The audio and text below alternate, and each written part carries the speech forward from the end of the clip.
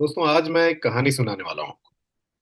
ये कहानी है एक लड़के की जो पढ़ाई में बहुत अच्छा था।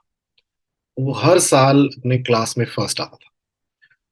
तो वो क्लास 1 से क्लास 2 में गया, क्लास 3 में गया, क्लास 4 में गया। ऐसे करते करते क्लास 8 में गया और 8th में भी वो फर्स्ट आया।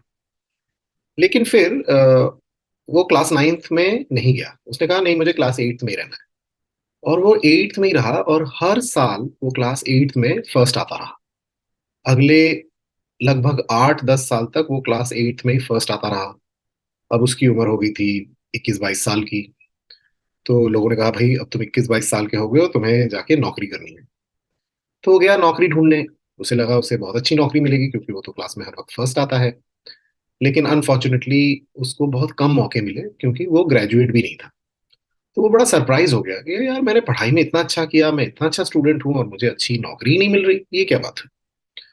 कोई बात नहीं, उसे एक छोटी मोटी नौकरी मिल गई, वो कर रहा था। लेकिन वो फिर भी क्लास 8th में जाता था, एग्जाम देता था और फर्स्ट आता रहता था। फिर कुछ साल और बीते। अभी वो 25-26 साल का हो गया।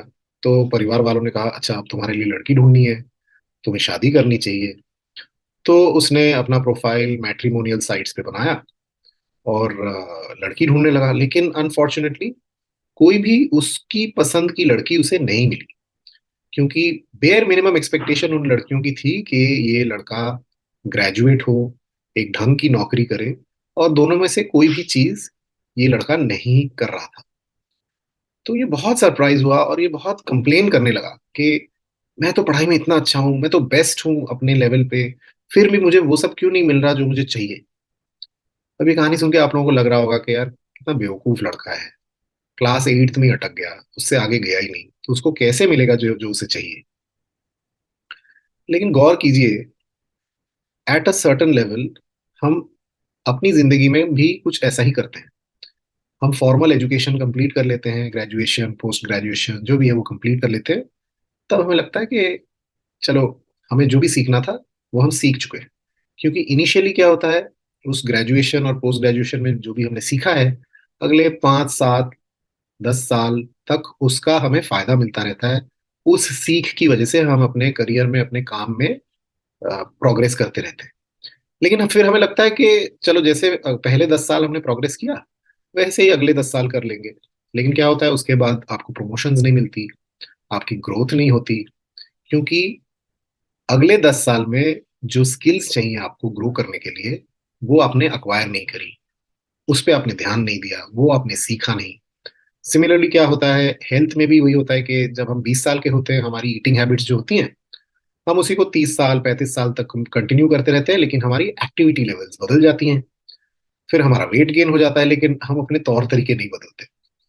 तो होता क्या है कि if we continue operating the same way all the time, तो फिर we are not ready for the new opportunities in life, we are not ready to take on larger opportunities in life. और इसीलिए क्या होता है, हम अपने respective areas में स्टैग्नेट कर जाते हैं। रिश्तों में भी यही होता है।